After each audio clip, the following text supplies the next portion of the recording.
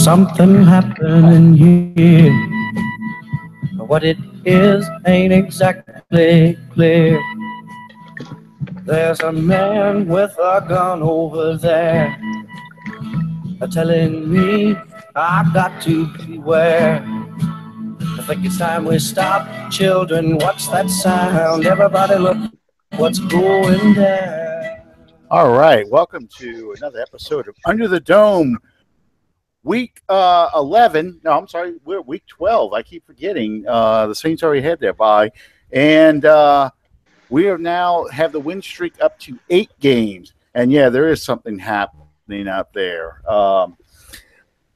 We're not exactly clear. We won't find out until the playoff time. And right now, I think the Saints are going to have to treat this like the playoffs are starting now, because we're going to play the Rams this week. And this is a team that we will definitely see in the playoffs. This is a team we're battling for that first or second round bye. They have the same record as us now, I believe. Or no, they're 7-3 now, aren't they? They're not. They've got 3 losses. So team we have to beat this Sunday if we want to get that second round. I mean that number 2 seed and get that first round bye. So welcome again to Under the Dome. I'm your host, Alan Ulrich. I'm here with my partner, Sean Williams. How you doing tonight, Sean? Well. After what I guess you'd have to say was maybe the Prozac moment of this season, that was an amazing game. It wasn't pretty, but it was a W. So let's just keep stacking them and move in that direction. Real quick, I want to do something that I take absolutely no. I'm not going to say no pride in, but something that I really, my druthers, I wouldn't want to do this, but the people that follow our show so closely, everyone knows Miss Donnie Lambert, Mama Donnie. It's with a heavy and full heart that I must announce to you guys that Miss Donnie lost her battle against cancer this morning and passed away. Miss Donnie was she was one of the original core group of people that we started with on our Facebook group, on our when we started to get things rolling with this show. She was one of the people that was always right there, always encouraging. Special lady. I loved her with all of my heart. And I want to take this opportunity. You guys, it's real easy to separate the guys on TV that play for our entertainment every week, but just to give you an idea of the guys that wear that black and gold uniform every Sunday, Mama Donnie finally the New Orleans Saints game a few weeks ago. I can't remember right off the top of my head if it was Chicago or the Tampa game, but it was at home. She got to go to the game, and she wore the Color Rush jersey. And I posted a picture of that of her just outside of the Superdome on Twitter today, and made a comment about how she finally got to make a game and represent Kenny Vaccaro. And Kenny Vaccaro himself took the time to send something and offer his condolences for Miss Donnie. And I thought that it was really important to point out these are the guys in our uniforms. We've always taken a lot of pride in the close-knit relationship between the players and the fans for the New Orleans Saints, and I think that was pretty cool. she was a diehard member of the Houdat Nation and fantastic supporter of what we did, what we started out doing, and what we continue to do here. And I want to let her daughter Shamika and the family know that greatly missed, and that we will never forget her or the support that she offered us here at Under the Dome. And we are so thankful and consider ourselves very blessed for having shared just a little part of her life with us. And Mama Donnie, the only reason that we are the show in the Dome this past Sunday, being the reason that the show is named Don't Stop Believing. I'm starting to drone, but I'm going to wrap this up real quick. Progressed and happened in a different way. The name of this show would have been Fly to the Angels in honor of Miss Donnie Lambert. But as I said on our Facebook page today, Mama Donnie, you fought the good fight. You were one in a million. May you find peace in the arms of the Lord. You've earned it. Fly to the Angels. I hope you rest in peace. Alan? I'm not very good at these kind of commentaries, so let me just say that our thoughts and prayers with you and your family. May you find peace, and thank you for touching our lives the way you did. Sean, we have a guest tonight. We're going to talk about the upcoming trip to the Los Angeles Rams. It'll be the first time the Saints have gone to play in the Los Angeles Coliseum since 1970. The Rams, of course, moved in 1980 to the facility in Anaheim, played in 1994. So the Saints were the last team the Rams played in a regular season game at the end of the 1979 season. And I guess I should go ahead and point this out. The Saints actually won that game to go 8-8. The end zone, in fact, they had good luck, goodbye, and good luck, LA Rams. So get to come back and play in the Coliseum for the first time in about 38, nearly 40 years. So go ahead and introduce our guest next time. Tonight we have joining us from the Locked On Rams podcast and an actual, this is going to be somewhat of a departure for us, an actual resident of the city of Los Angeles. Actually, that is a big deal. We get guys like Kansas City Chiefs. Where do you live? Well, I live in Phoenix. I'm like, okay. But bio, he's kind of a misplaced Chicago guy. We'll let him differentiate on that. You guys, please make welcome Brad Mader. How you doing tonight, Brad? Hey, I'm doing good, and you're right. I'm kind of a misplaced Chicagoan living out here in the West Coast. I got sick of those winters, man. I'm out here. We're about to have Thanksgiving, and it was 75 today. It's going to get cranked up into the 80s and 90s. So I had to get out to that warm weather. You guys having me on the show. I'm excited to talk some football, some Los Angeles Rams, and that was a pretty cool little intro there to hear the last team we faced out here was the Saints, and hopefully for our sake we end up with a different result this time. Well, you actually were going to the Super Bowl that year, so I think the Rams kind of had a hangover. They had a big celebration at halftime honoring all the great Ram players, and George Allen was actually calling the game with Vince Scully back on CBS back in the day. So George Allen, I think, had just gotten fired from the Washington Redskins earlier this year. The game was on YouTube for a long time. I don't know if it's still on there or not, but that's how I got to see it. And yeah, the The Rams kind of played like we have nothing to win for. We don't really care, and they were on their way to face the Steelers in that Super Bowl.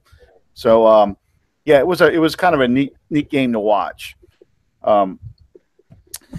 So let's start right away with the post-mortem on the Rams-Vikings game. Let me just ask you point blank, what the hell happened? Yeah. Hey, you're telling me we're going into the fourth quarter. We're tied 7-7. I think we're in this ball game. We survived at that point what we thought was a nightmarish Cooper yard line, and we're still in the game. Obviously, that came back to haunt us with the final score. We got banged up in the secondary. We had guys out there that haven't played much this year. Got forced in this role against a couple dynamic wide receivers from Minnesota. We started giving up big plays, both in the pass and in the running game, and our offense couldn't convert a third down, which we've done really well all year doing. And next thing you know, you blink and you're down, more than 2 touchdowns. That thing escalated quickly. And like I said, I remember at one point I think it was 10, 12 minutes left in the fourth quarter, and the announcer said, here's Jared Goff's turn to come down and show he can win a game when he's behind. We're only down 7 at that point.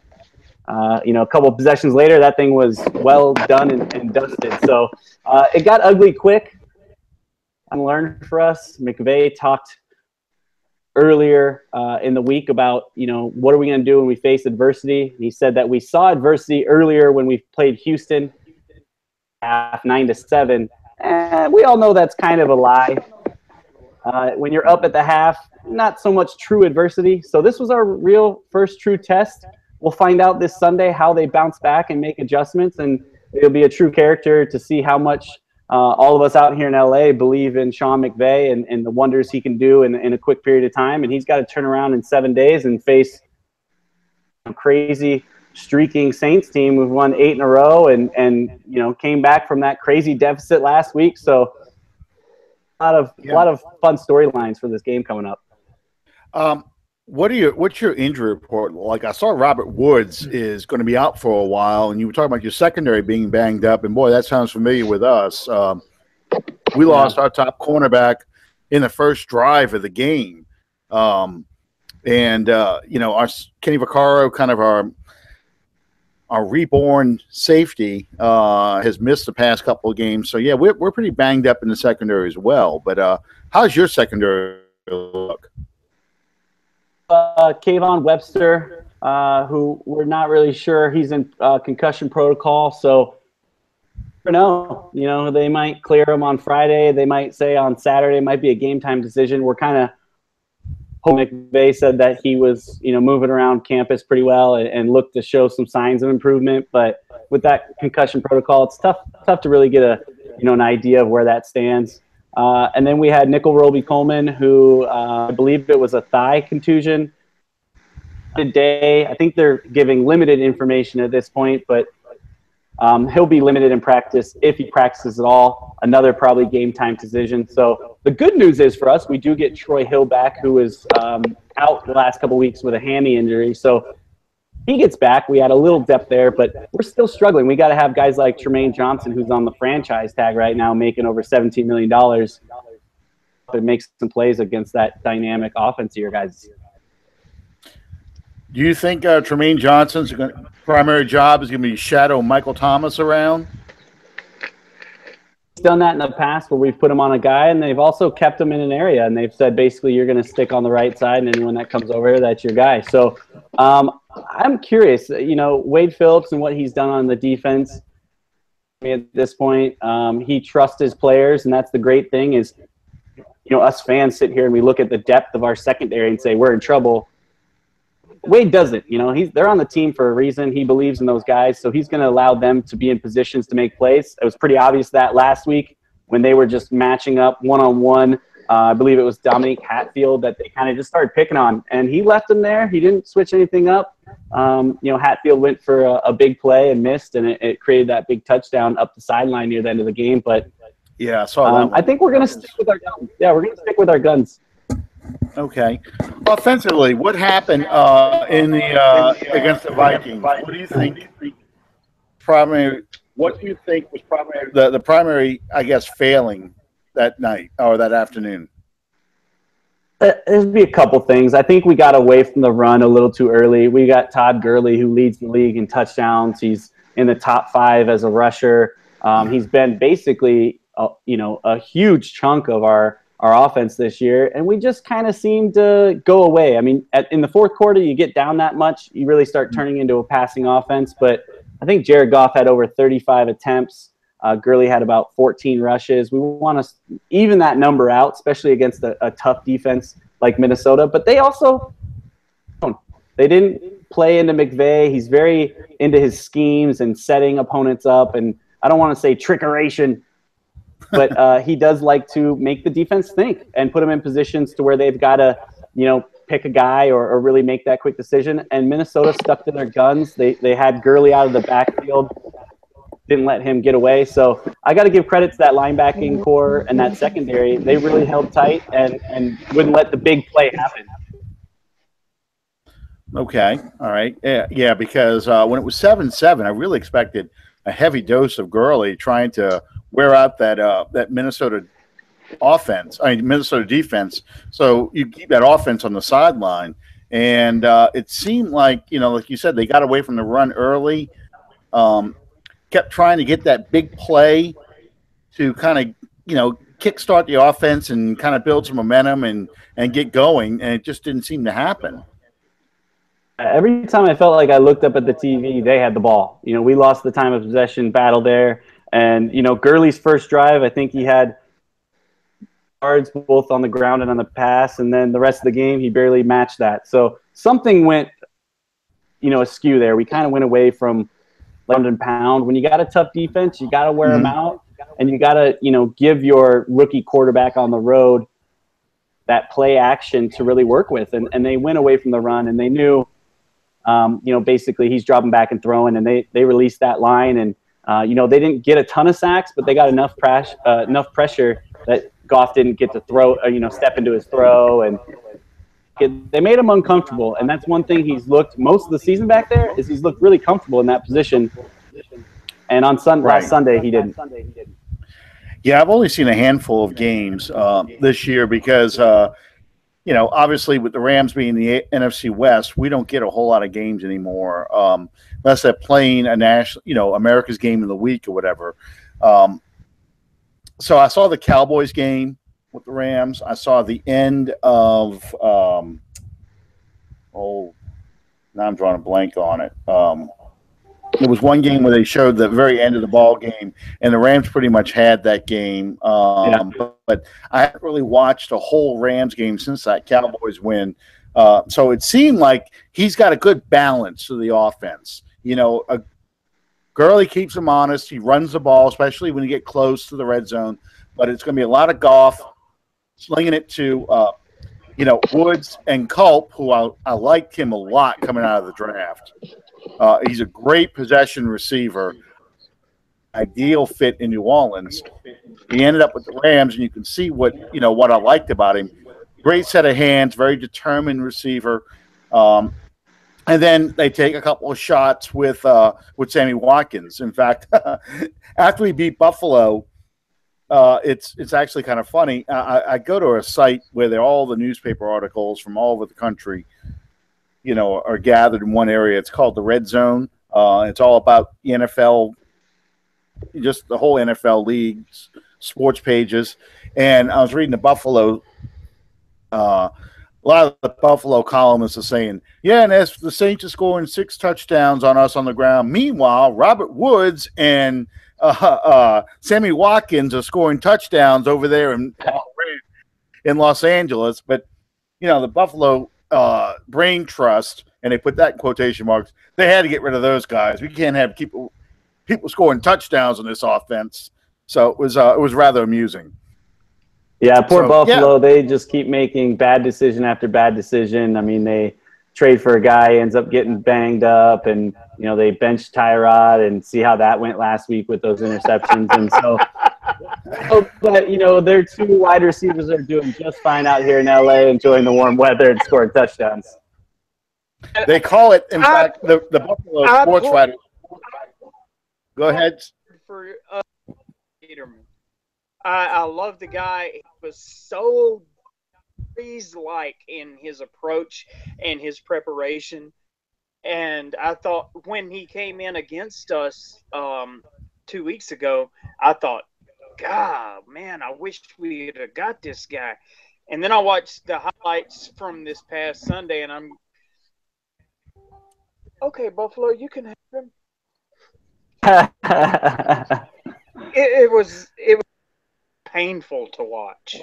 Yeah, Buffalo right now calls their season the drought because it's been since 1999. Well, January of 2000 was the Music City Miracle, but it's been since the 1999 season since they've been to the playoffs, and it's now a 17-year drought.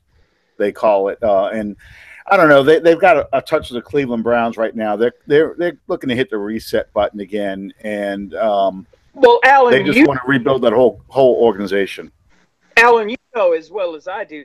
If you think back the week prior to the Buffalo game, I said very quietly, somewhat incognito, I said that after watching the Jets play the Bills the week prior to playing us, I said that the Buffalo Bills were probably somewhat overrated for their record. Yeah. Well, the Jets exposed them. They really did. And that's kind of what we saw in that game was they were very susceptible to the run. And Taylor is Mr. Checkdown. Yes, he's got a high completion percentage. Yes, he's got very few interceptions, but that's because he throws high percentage passes and checkdowns and rarely pushes the ball down the field, which is why Woods and Watkins ended up in Los Angeles, because those are receivers that you have to push the ball down the field, and that's what Jared Goff does well. That's what they got.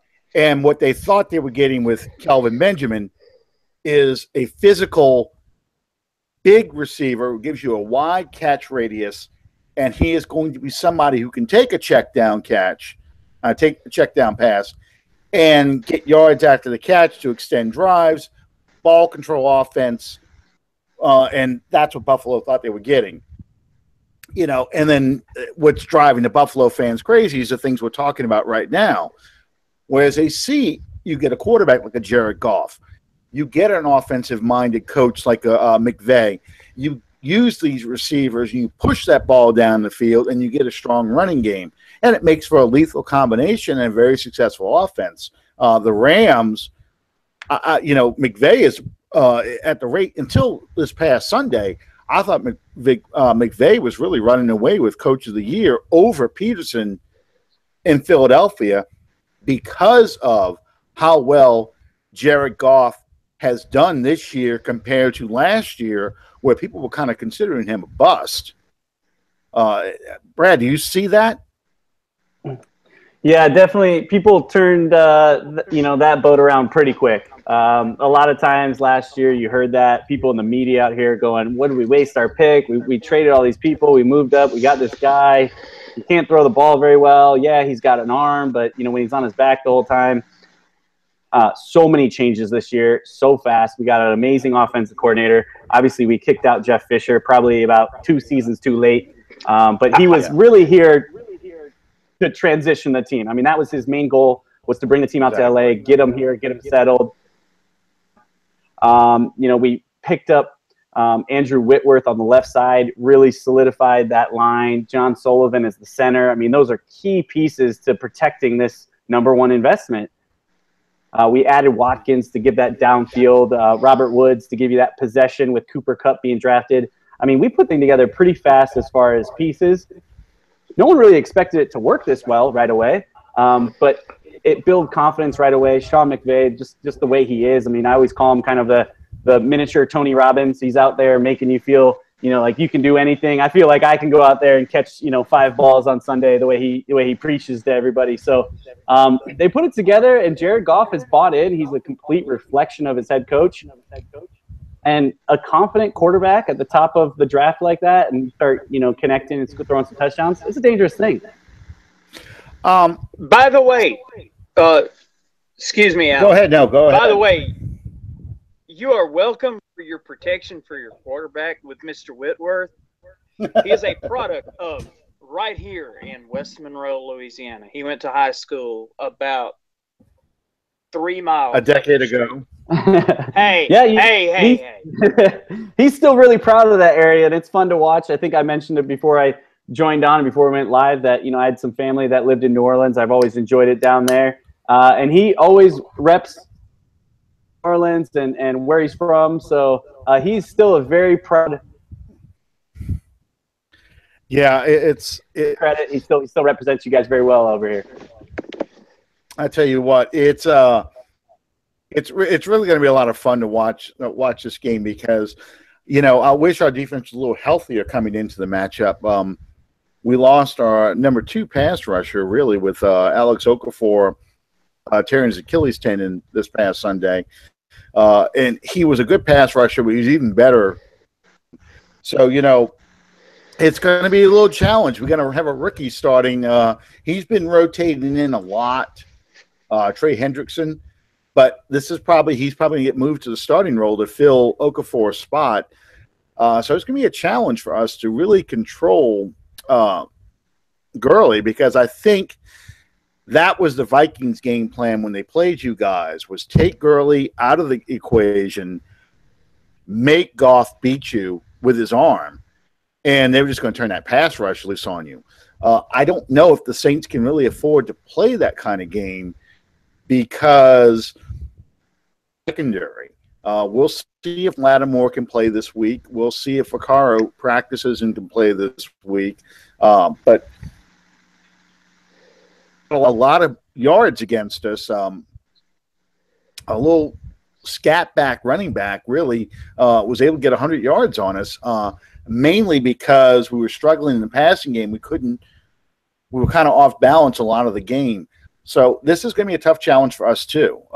You guys are bouncing back out of a loss. We just came off a very emotional game, an overtime game to the West Coast. We're not division foes anymore, so the Saints really don't go play out on the West Coast that often. So it's going to be an interesting matchup this Sunday. Certainly is. Agree, and I want to bounce this off you guys, but you talked about your defensive front. We've got Aaron Donald, who all know is this dominant player who really could take on a team by himself, but he needs help. We've had Michael Brockers really step up there, but we're giving up the 6th most rushing yards per attempt this year. Two-headed monsters coming in town, averaging the number 1 most rush yards per attempt. My thing is, how do we stop that dual monster behind the backfield? Because you guys have always been known as that attacking through the air, Drew Brees dominant, 5,000 yards a season, and you've almost kind of flipped the script. He's still there, but you've really turned into a running team, and that's going to be to figure out how to stop those two. Yeah. We talked about that last week when we were breaking down the Buffalo game. What you're seeing right now with the Saints is they are building for a January run. This offense is designed to have to go to places like Seattle and places like Philadelphia, who's probably going to have the number 1 seed, where they're going to play in the cold, where they're going to play in an open-air stadium, where they're going to have to control the line of scrimmage and control time of possession and keep the other offense off the field and really just pound you with a two-headed monster running attack. And I think that's what you're seeing. And we're going to get into this when we break down the Redskins game, but, Drew Brees showed you when it was time and we need 2 scores real quick to force an overtime. Went 11 for 11, 160-something yards, I think, in 3 minutes, 2 touchdowns and a 2-point conversion, and then came right back in overtime, and you saw Ingram come at you. So, yeah, it's interesting. Buffalo tried to play the game of, okay, we're not going to commit totally to stop the run. We're going to still keep people back because we know your coach is going to want to start throwing the ball. We want to be in position to get interceptions. And we made them pay for that with 6 touchdowns on the ground. I thought the Redskins kind of learned from that sent a lot of blitzes in to try and get to Breeze or try and stop the running game. They got to Breeze a few times, but they never really stopped the running game. So, if our offensive line can dominate Aaron Donald and that group there, it can be a long day. And I think that's the way they plan on attacking the Rams. A lot of running the ball, controlling the line of scrimmage, dominate them, keep Goff and Gurley on the sideline, and make it become a passing game where we can kind of rush the passer, much the way the Vikings did a week before. Yeah, it's interesting to think that we would be focusing on trying to stop the run with Aaron and that crew and kind of saying you're going to have to beat us with Drew Brees. Not many people have said that, in the past. Yeah. And it feels weird saying, but it kind of is the game plan. We run, so we're going to have to really shut that down. It's over 20 times. We got 0 sacks on Case Keenum. We have to figure out a way if bringing that pressure on. We can't continue that. Find a way. Okay, Brad, you're freezing every so often, so I don't know if it's a connection or not. I think he froze just now because he looks like he's stuck. Okay. I agree with what he was trying to say, though, because what he was basically saying was they're going to play a game where they're going to try and, stack the box against us and make Breeze beat us, and hopefully their corners can hold up against our receivers one-on-one. And that's good luck with that. I mean, it's just one of those things. I think that matchup favors. On one hand, I think you have a matchup beater with Michael Thomas. Mm-hmm. I'm still not quite.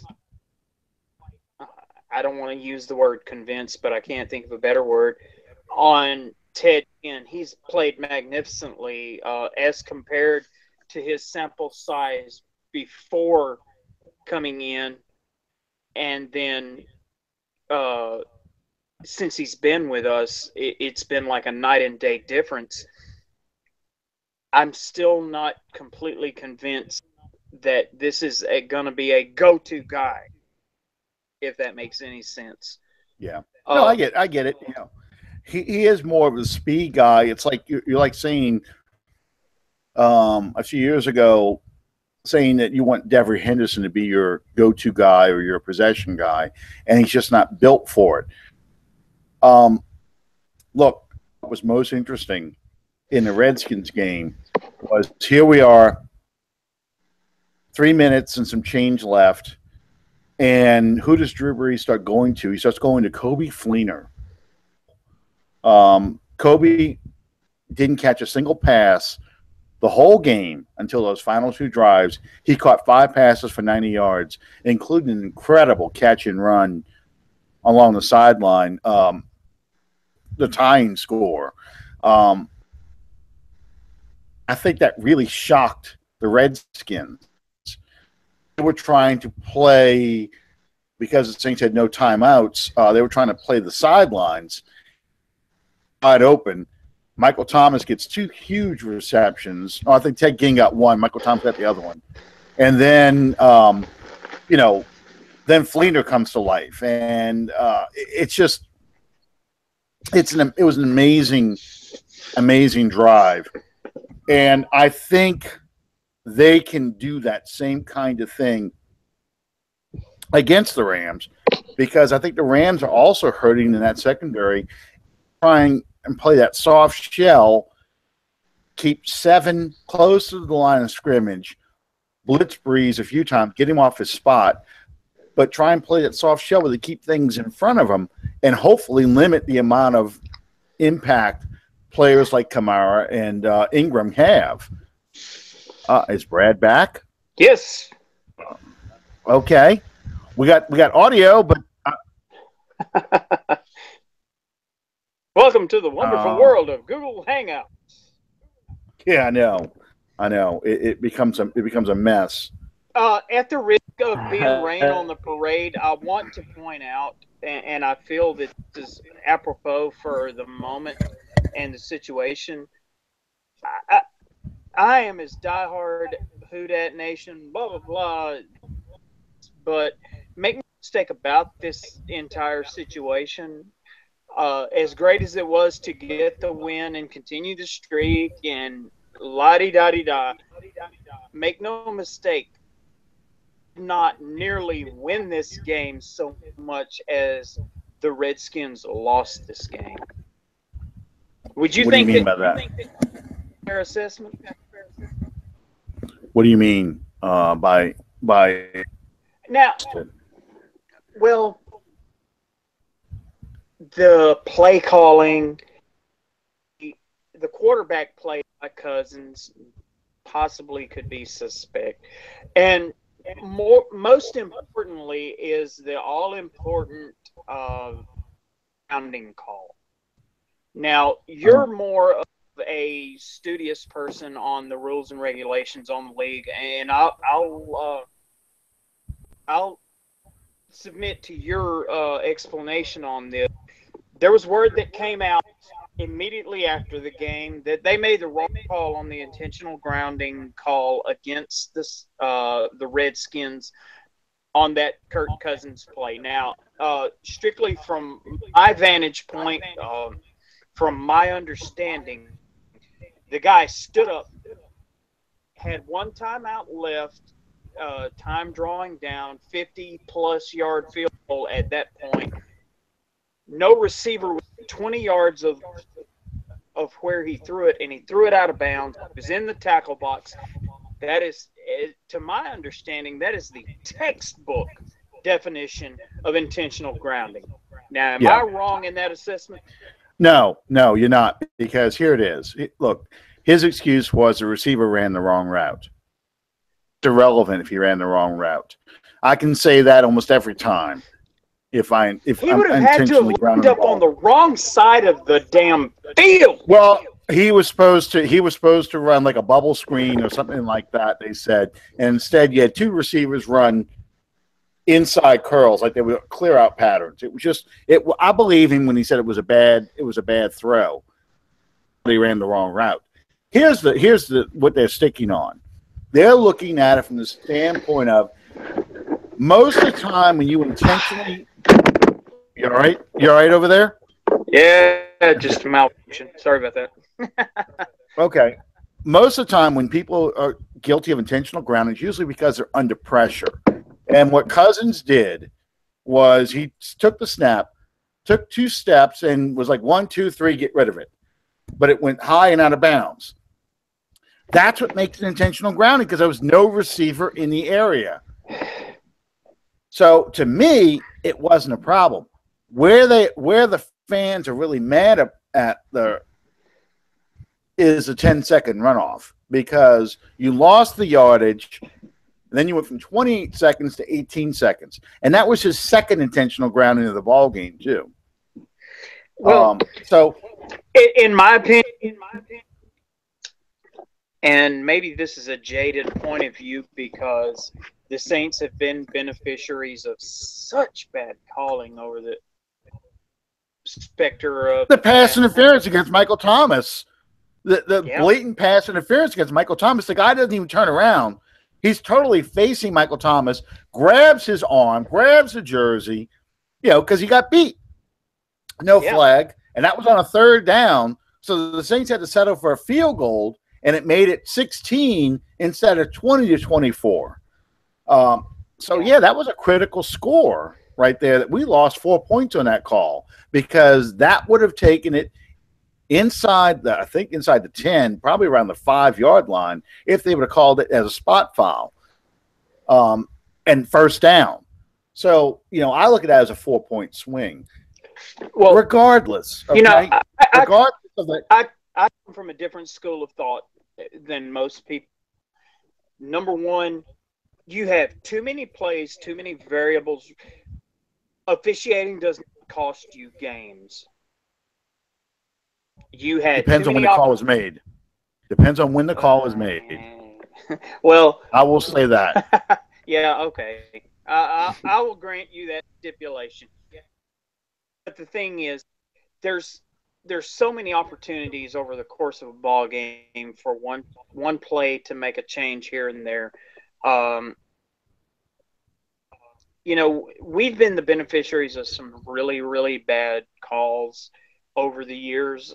You look back at playing the defending Super Bowl champions a year ago, the Denver Broncos. Guy jumps over the line of scrimmage, which is now illegal, blocks the extra point or field goal. No, it was extra point.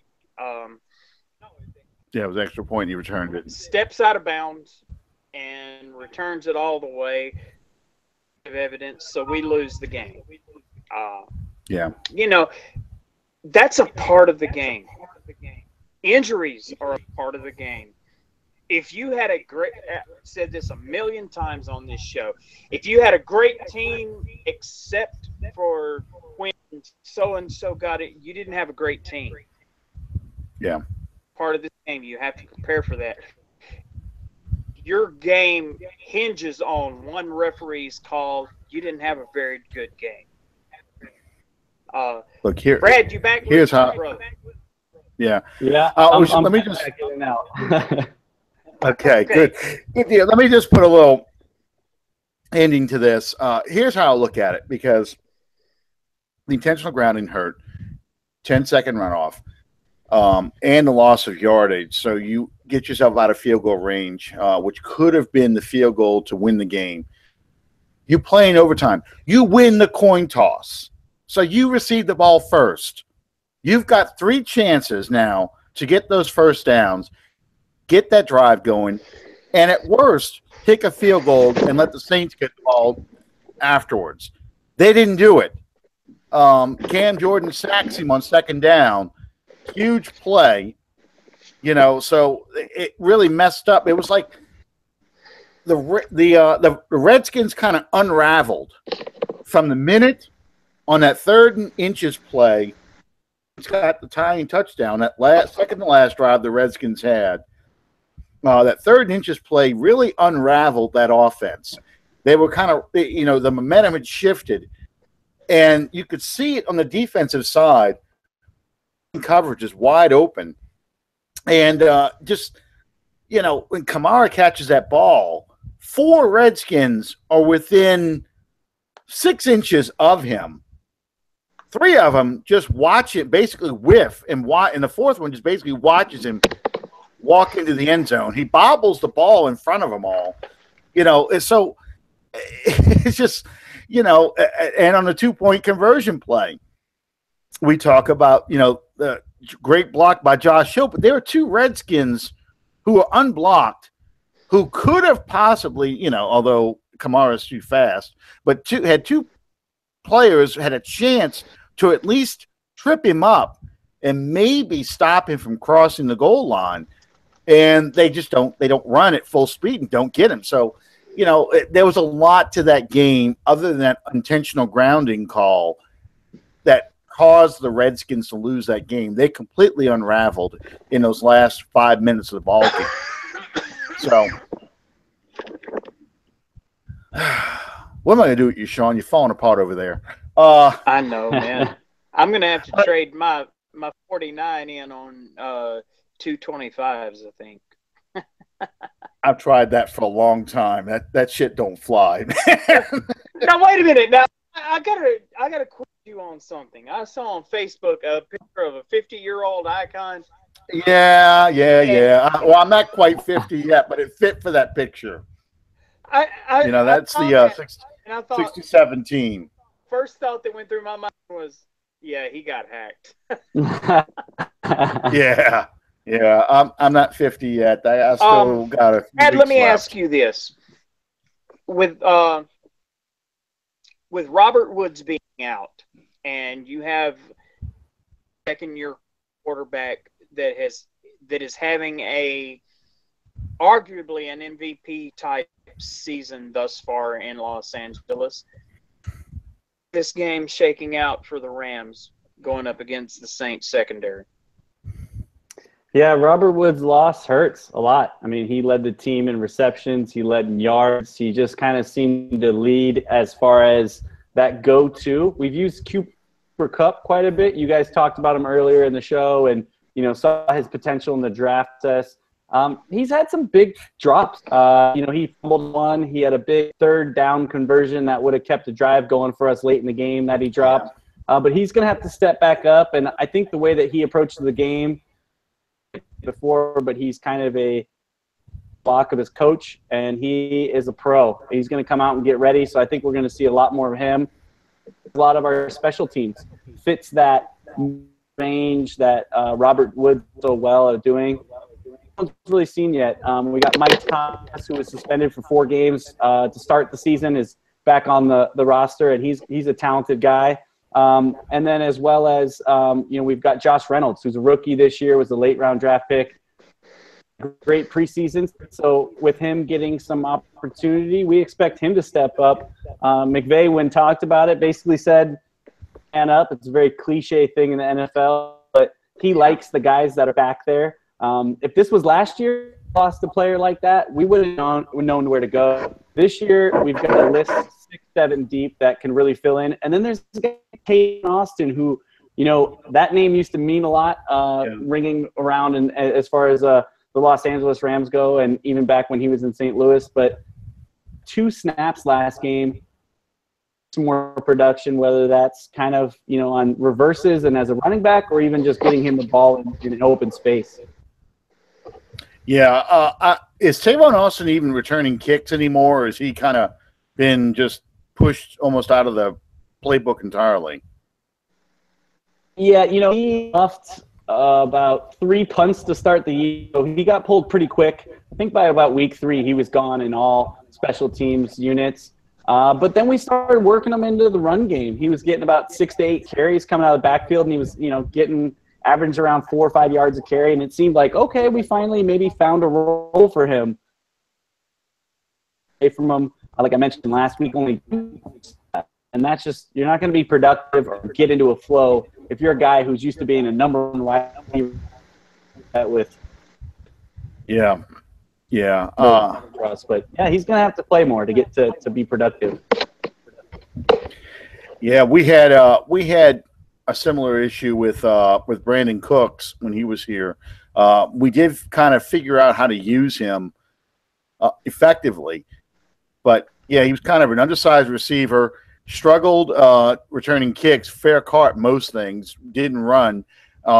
He was a good slot receiver, good receiver to kind of stretch the field, and then kind of got frustrated with our offense because the last time we played the Rams, he didn't get any catches at all.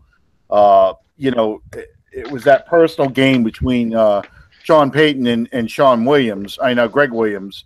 Sorry, not you, Sean. How the hell you call me him?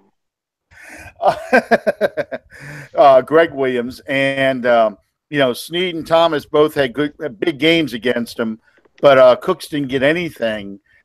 And after the game, he kind of said stuff in the locker room about closed mouths never get fed. And that kind of started the train going and the snowball going, and now he's in New England. It's kind of, that's why I was asking about Tavon Austin. It's kind of interesting because it seems like he's not from being a locker room issue or anything like that, but it's kind of like the Rams are kind of phasing him out and that kind of receiver out and want more bigger, faster, stronger receivers who can both play possession roles and also stretch the field. And if there's anyone pushing him out, it's Rams Nation. Well, that he is making his contract that did him last year the season starts. A lot of people are saying money. I think I saw something on Twitter that basically he's good for about $1 million per catch in his last couple seasons. So more production for him. But to his sake, in this last game, snaps, you're not going to be productive when you're getting 2 attempts to get in there and play. This playbook spread the ball around, and for some reason they just have way. Yeah. And that was, to me, that was the main reason why Cooks has been moved on. Not so much about the locker room issues and stuff like that, and he didn't fit the offense, because he did fit the offense very well. But I think it's going to basically be like what's going on with Tavon Austin.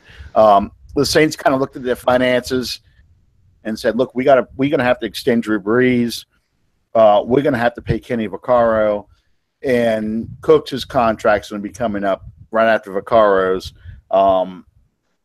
Is he going to be worth $1 million something a catch like Austin? Because he's going to want to get that kind of Antonio Brown kind of money, a big contract for a receiver kind of money. And I don't think the Saints were going to pay him that, because the Saints have traditionally had an offense, until Michael Thomas, have traditionally had an offense where you just plug and play. You take a receiver that's been struggling and you just plug it in. Michael Thomas, it seems like he's the first guy who could be effective anywhere. I'm sorry, Sean, go ahead.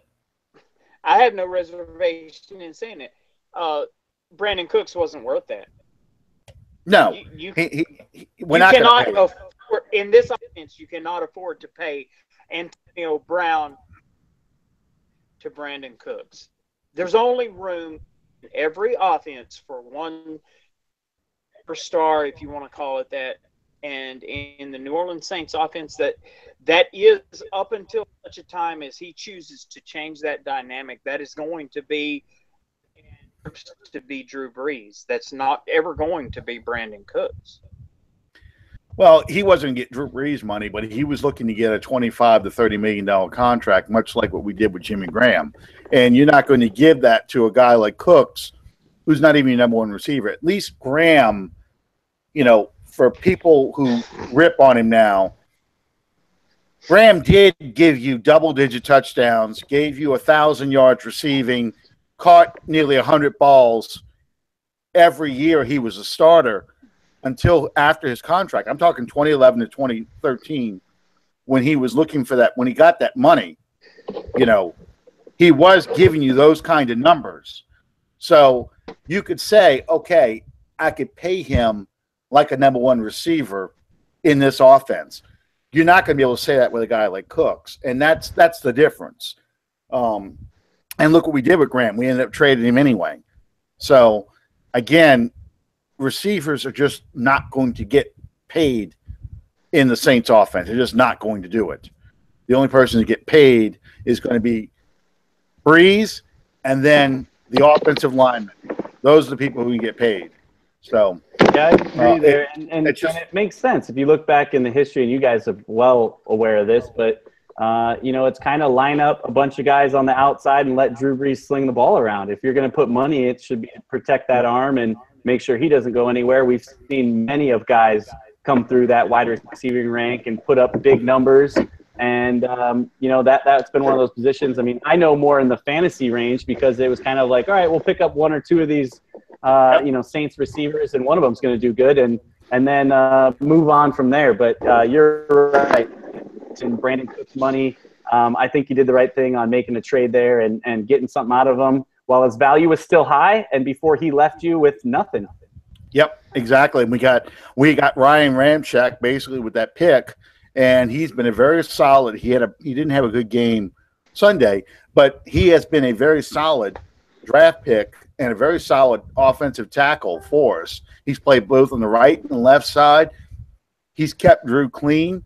It's been an outstanding pick. It was part of an outstanding draft class that we had this year. So, we got a lot. We got a good value for it. Now, I saw Cooks tear apart the Raiders on Sunday for a little while, but I think pretty much everybody's been tearing the Raiders apart. They just fired Ken Norton Jr. As defensive coordinator because that defense has been so bad. He's probably the sacrificial lamb. They've got personnel problems on that team. It's not coaching. It's just personnel problems. that's another story for another time. But I think part of it is bringing in a guy like Marshawn Lynch. Absolutely. And trying to change your identity as a team when you've got a guy like Cooper at I'm drawing a blank on his name now. 89 for the Raiders, the receiver Cooper. from Alabama. Yeah, what's his first name? Amari Cooper. Thank you. Like I said, I just drew a blank on his name. I could picture him. I knew he went to Alabama, and he's number 89. I knew all that. I just couldn't think of his name. But yeah, that offense was built around Carter Cooper kind of plays, and a running game with, ironically, the back that was hurting the Rams this past week, Latavius Murray, getting enough carries to keep you honest, but they wanted to try and become more of a pounding team, and the offensive line isn't really built that way. That team is completely out of sorts, and their defense has just really regressed. They weren't that strong last year, so that's, again, know who you are, build your team around that identity. The Saints know who they are. They're kind of changing their identity, but they still know who they are. They built an offensive line for this new identity, but they can still pass block. And I think you've seen that with the Rams, like you were talking about, bringing Wentworth in, bringing these guys in to protect Jared Goff, and they're going to be able to push that ball downfield with a big, tall, strong-arm quarterback with Todd Gurley kind of acting as the closer, not the centerpiece of the offense. I mean, do you think that's a fair assessment for the Rams? Brad, are you frozen again? Yes, he is. And he's got a twin. He's got a twin. Oh, we got have your frozen image still. All right, there. let's see.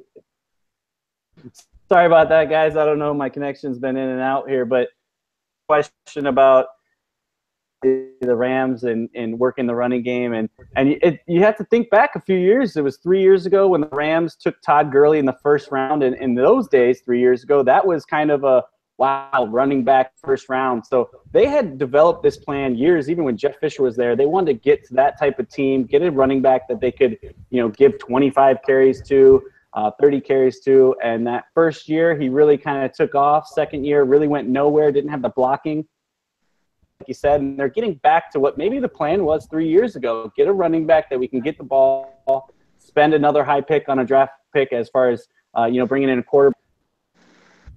Always had a good defense, and get back to what Rams football is going to be, and that's going to be both in the screen, kind of that flashback to Falk and the Greatest Show on. I think want to use a little bit of that when you let him run up and down the field, but really starting to create that identity, like you said, the Saints have right now. It's going to be a fun matchup. Our beginning of the season was pretty boring with the teams we were playing. Mm-hmm. Guys coming in on this 8-game winning streak. It's going to be beautiful weather this weekend. It should be a really fun game. I'm really excited about it in all aspects.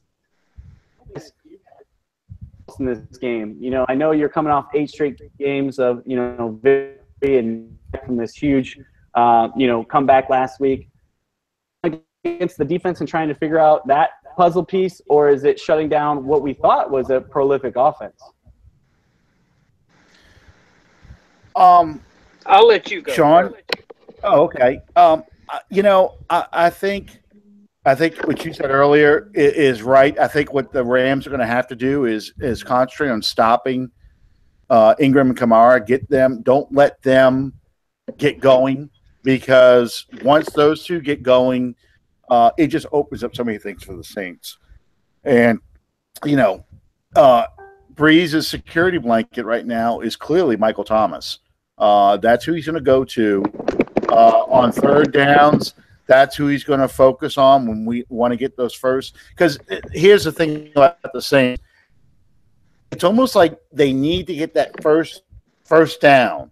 Once they get that first down on any drive, that's when the offense kind of gets rolling a little bit and they start moving the ball down the field. But if they can force the Saints to get behind in the down and distance, get behind schedule. And it sounds funny to be saying this, but force Drew Brees to throw the ball, but he's got to be moved off his spot. And the defensive backs can keep the receivers in front of them. Then you can kind of get the Saints off schedule, make it harder to call particular plays and things like that. And then suddenly now, the Saints are just they're less effective offensively. But if that running game's going, they can kind of get those quick little passes, screen passes to Ingram and Kamara, and then go to Thomas when they need to, or push it downfield again. They're tough to stop because you're constantly on your heels. Because it's the same formation, same looks they give you. You're just not sure where it's going to come from this time. And that offensive line is really outstanding at getting those holes open for Ingram and Kamara. I can agree with that mostly. For me, the one thing going that just kind of is like a neon sign going off in my face from all the endless amounts of statistics and everything that you're bombarded with on a pregame basis. I think the one thing that stands out more than anything else for me is the fact that the Rams defense, I believe, 28 against the run in this season. And unlike any season before in the 11 years that Sean Payton has been here, I can actually sit back and feel confident in saying that I think that Payton can use that and exploit that to his advantage and to the team's advantage, Ingram and Kamara. And at the same time, has there been a more dynamic and useful running back, effective, efficient, whatever adjective you like to put in there? Has there been a more running back than Mark Ingram in the past month in the National Football League? I don't think there has. A more valuable running for their franchise than Mark Ingram has been for the New Orleans Saints. He's been absolute gold. And when you factor in the wild card of Kamara,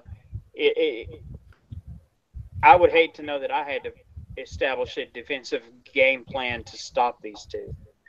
And to that, you get, if you stop those two, then you got it made. All you got to do at that point is stop it, Drew Brees. And please don't misunderstand me. I'm not saying that as gloating or anything to that effect. I'm just saying there is a beneficial part to all of this that after years and years of waiting and watching and hoping and praying and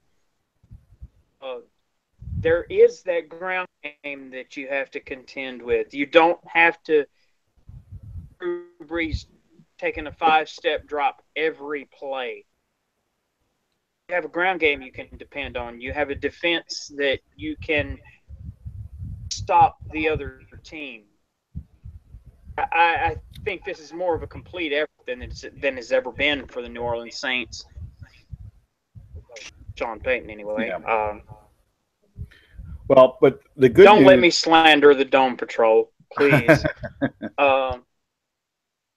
That as far as matchups go, we match up very well against. Yeah. And with the loss of Woods, I think that probably gives us the lightest of advantages to work with there. Really get to examining it. They lost Woods, we lost Lattimore. So one another out. Well, here's the one last caveat here to all this is, the Rams, if the Rams can win the time possession, if they can keep the Saints defense on the field and and just control the clock and keep Drew Brees and those running backs on the sideline, every possession count and so forth.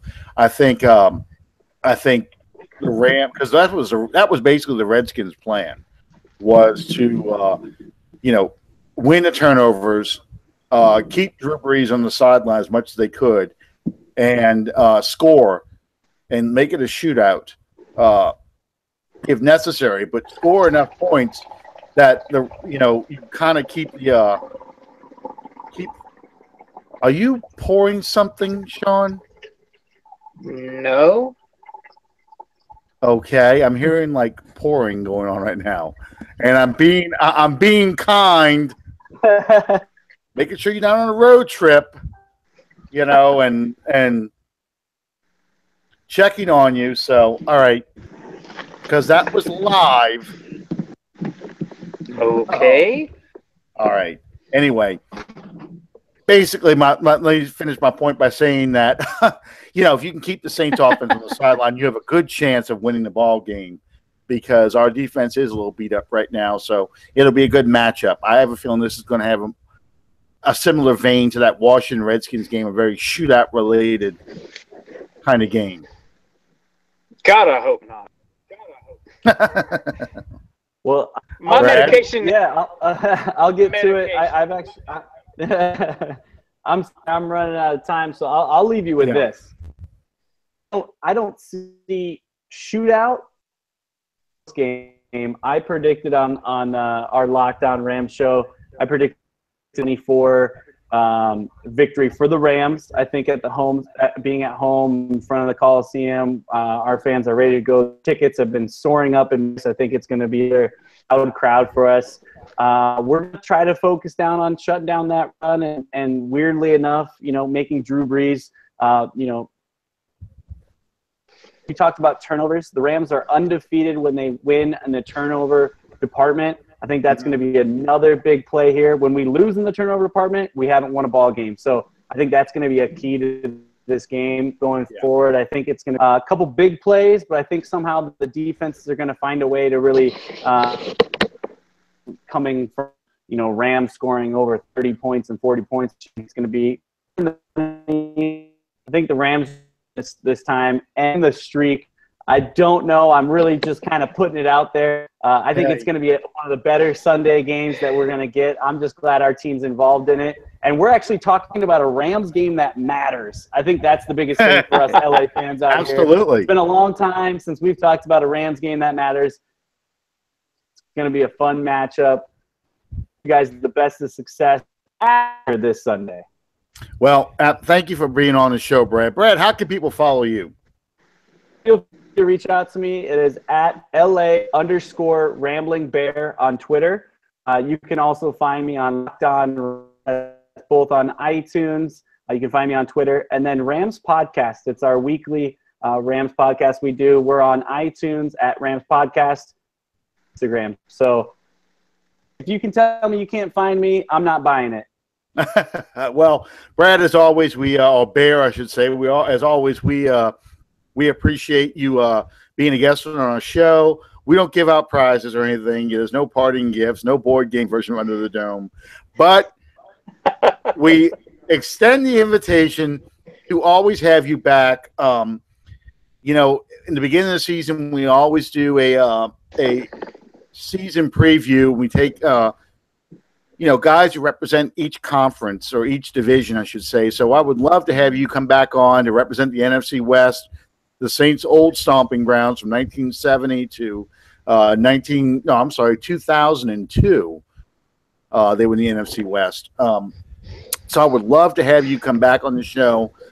We kind of wrap up the off season and, what happened at the end of last season and talk about the new season. And I have a feeling we're going to be having you on again anyway, because I'm just putting it out there. This could be an NFC Championship preview game, except this time in New Orleans. But we'll see. Well, let's just take this one step at a time. And best of luck the rest of the season, just not this Sunday. Thanks, Brad. Hey, fair enough. Yeah, no worries. Fair enough. And I hope we see each other and get to talk to each other this this year sometime deep down in the playoffs. So best of luck, and we'll see you guys later. Hit me up anytime you want to talk football. I'm always down. Absolutely. Thanks a lot, man. Thank you, Brad. Easy. All right. Well, we only got a few minutes left, Sean. We kind of, between Brad's dropping in and out and his freezing, we kind of talked a lot about the Redskins game. And what I thought was a turning point was that third down call where Manti Te'o just really, and Von Bell just really slammed the door on that 3rd and inches play and got him to lose a yard. And it was like I posted earlier on my own personal page on Facebook. From now on, I think the John Williams Superman theme needs to be played in the Superdome when Drew Brees is coming out to do a comeback. Because I'm singing Ride of the Valkyrie now. That's Ride of the Valkyrie. No, Superman to me. Oh, no. Superman is this. Let's see. I got so many things I was playing earlier. I'll turn this back up here.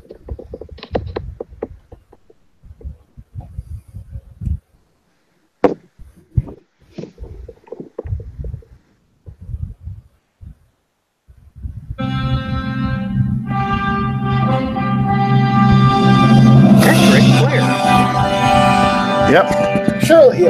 Now I'm dating myself here because that was this is the Superman of Christopher Reeve era, 1978.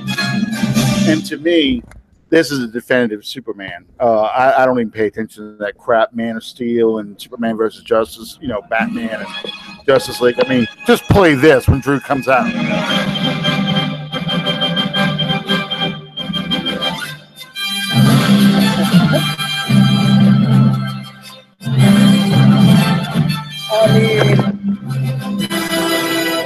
I could just watch the last 3 minutes of the game with him throwing the ball over the place to this music all day long. I mean,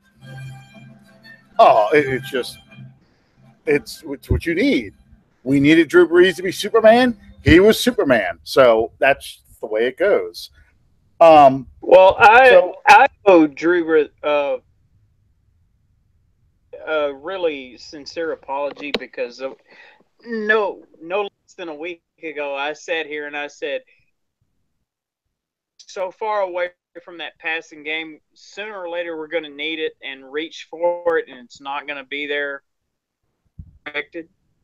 If this was a Looney Tunes cartoon, this would be the point where I grew long ears and I went, ah. Yeah, absolutely. Well, I was in an argument with not a friendly argument, but I was in an argument a little bit with a guy on Twitter about that, saying that what we're seeing in the Saints Redskins game was the lack of a deep speed threat in the offense. And I was really putting it on because, like we talked about earlier, Ramczyk really got taken to school by Alex Kerrigan.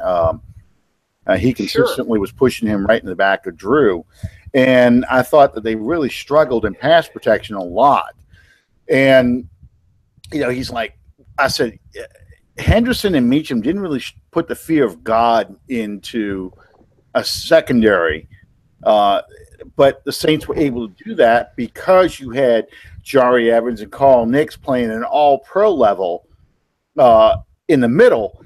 And because Drew Brees is only 6 feet tall, if he stands on his toes, because he's actually probably 5'11" and 3/4. But if that, for Drew to hit late open receivers, he has to take a very deep drop. Guys, and if the pass rush comes around him, he was always able to step up, slide up. You watch those 2009, 2011 highlights. You watch Brees take those steps up in the pocket, a nice clean pocket. Then he launches that ball deep. That's the kind of stuff that was missing in the game. And I think that's why he was having so much trouble getting rid of the ball deep. Whereas previous games, he didn't need to do this. And then, of course, as we got to the the final 3 minutes of the ball game, suddenly the Redskins stopped blitzing, or when they did blitz, moving pocket, rolled completely out, bought himself time, was able to push that ball down the field again, because once again he had a clear sight line to the receivers. So, I mean, it's going to be there, I think. I would be very surprised that Smike could shut down this entire Saints offense. I think he will be able to push that ball down the field when it matters. My reflection on this Eagles. Whoa, I'm sorry. Not yet. This Redskins. Not yet. My reflection on this Redskins game, and hear me out. I think that this defense made a fantastic statement. Now, probably 3/4 of the game, they didn't play that well. But if you think about it, going into this game, this defense was about two integral, if you want to call it that, starters in Klein and Vaccaro. And first quarter, you lose another probably cornerstone of your defensive philosophy in Lattimore. First drive. And, it was the first drive of the game. You lose that guy, and in over the course of the ball game, of course, it was very late, but you also lose Okafor. But through the course of all of this, finds a way. If this defense does not find a way to make those stops at the end of the game / overtime, this win doesn't happen. I think they made a fantastic statement about who and what they are rising to the occasion. Now, it wasn't pretty. It wasn't glossy and something you want to put on the mantelpiece, but they found a way to secure that win, and I think that was huge in this team. Yeah, it was definitely like he was talking about earlier. Brad was talking about earlier. By the way, y'all, we didn't say this in the beginning. He told us before we were on air. Brad goes by the nickname Bear, and was in his signature line on Twitter. That's where you can find him online. So that's why I keep saying Brad Bear. It's not that I can't remember the man's name. That's his nickname. We just didn't stress that before we went on the air. Anyway, he was saying that the Rams were looking for that defining moment that could test their mettle and to see if they were really ready to be a playoff team, and they failed against the against the Vikings, whereas we succeeded against the Redskins. And once again, those damn Vikings, they're coming back like that bad penny, and I really, really don't want to have to deal with them at an NFC Championship game, especially if we have to go to Minnesota and play an NFC Championship game. It's not that I don't think we match up well with them. It's just the Bounty Gate crap, the 2009 game they feel like was stolen from them. All that crap that they are really still bitter about. I just don't want that kind of NFC Championship game, and I don't want them to get the second seed, which is why I was actually pulling for the Rams Sunday. And I think, the key thing this year is going to be for us to take care of business, win against the Rams. And these next 3 games, are playing 3 games in 11 days. And this is something I know we're way over time, but I want to mention this real quick. We have 3 games coming up with the Rams, Panthers, and the Falcons on Thursday night. I know the Saints signed Sterling Moore. They signed McDougal, another cornerback. And, people kind of nervous. So what does this mean about Lattimore and stuff like that? Here's, I think, what the Saints are doing. Aside from McDougal playing special teams, I think that they are a little concerned that maybe if we have another injury, let's just say Ken Crawley gets hurt or something like that happens, you're not going to have enough time to bring guys in up and get them up to speed, especially if they get injured in the Carolina game, to get them ready for Atlanta. Anybody that gets injured in that Carolina game is probably going to end up missing that Atlanta game. And those are two critical games. Aside from seeding in the playoffs, those are two critical games to win the division. You've got to win those games. So I'm looking at these guys that bringing in more as insurance in case of injuries in the next 2 to 3 games. Not a reflection of, well, is Lattimore behind schedule? How long is he going to be out? Is Vaccaro not coming back? That's how I look at these things. So absolutely, don't panic, Who Dat Nation. It doesn't mean that Lattimore is out or Lattimore be out for any extended length of time. Like my wife says, she always is afraid of that dreaded high ankle sprain, because that's one of those things where you don't know when they're coming back. It didn't look like that kind of sprain in the highlights that I saw. He was running on the sideline. He was on the treadmill. He was on the stationary bike. He just couldn't push off when he came back in the first play of the third quarter, and I think that's why they just kept him out. So we'll see what happens. I know I kind of rambled there, but that's just something to keep in mind. Not at all. You have to start, I think, at 8-2. You have to start preparing for the eventuality that you're going to absolutely be a player in making a playoff run. And should something happen to Crawley, should something happen to PJ, oh God, should something happen to Devontae Harris, you have to have an insurance policy in place to prepare for that, rather than having to put a game plan into place in a week's time. You have someone that's fully integrated into the system and prepared to go. Yeah, exactly. That's just how I look at it. I mean, chances are, one of those two cornerbacks may be deactivated this week, maybe on the inactive list. And people freak out about that kind of thing too. Why the hell you bring somebody in if you're just going to deactivate him? You can only have 45 guys active on game day. Someone's going to be deactivated. It just depends on your matchup and who you're going to be able to play this week. Muhammad's probably going to be active. He played special teams and is going to rotate in with Hendrickson at that defensive end spot. People read things into roster moves and into deactivation, inactive lists, and they just think that the Saints don't know what the hell they're doing.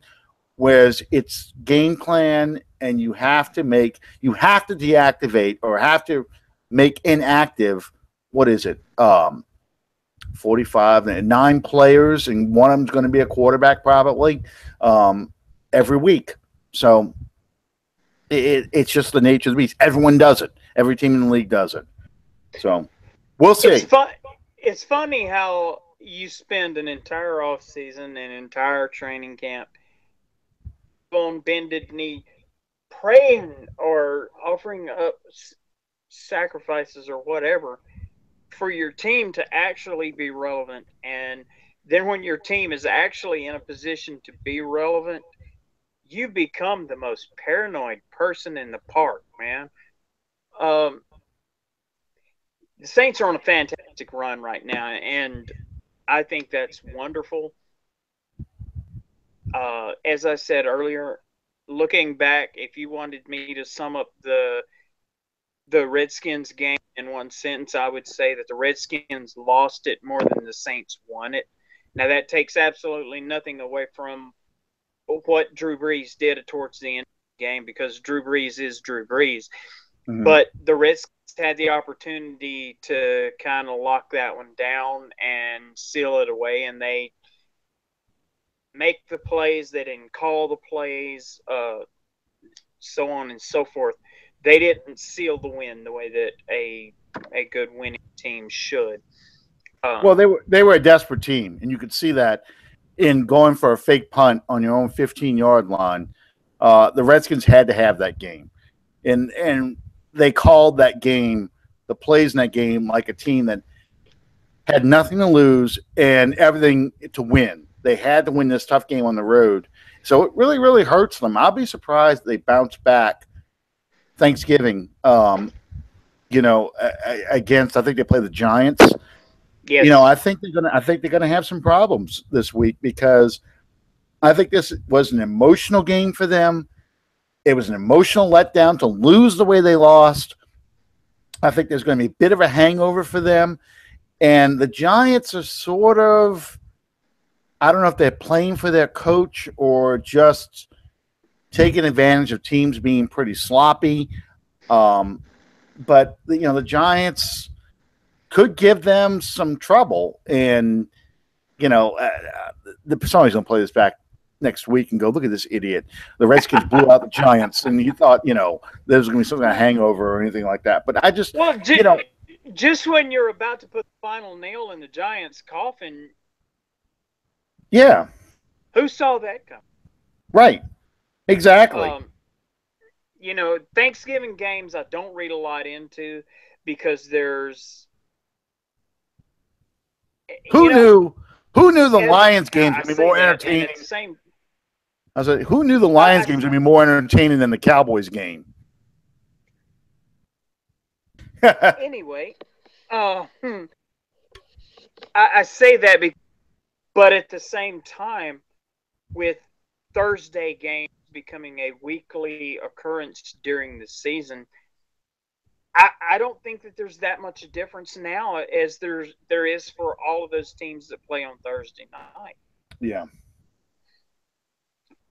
Absolutely. Anyway, we want to thank everyone for joining us tonight.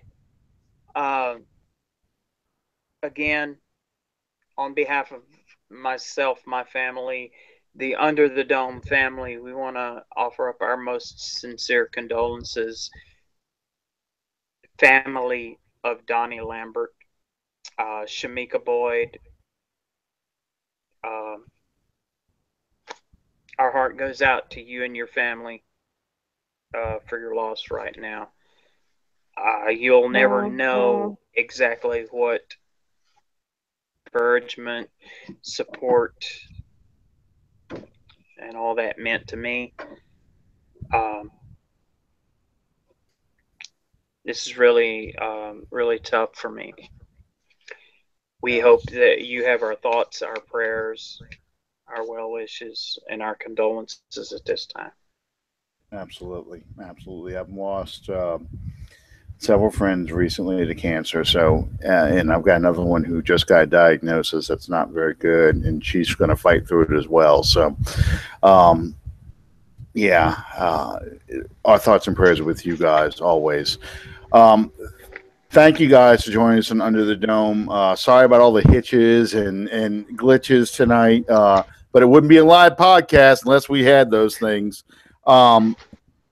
Anyway, we'll see you guys next week. Hopefully, the win streak is extended to 9, and with this train just keeps on rolling, and we just keep on winning all the way through February. But until next time, we'll join you Under the Dome. Good night, everybody. Who dat?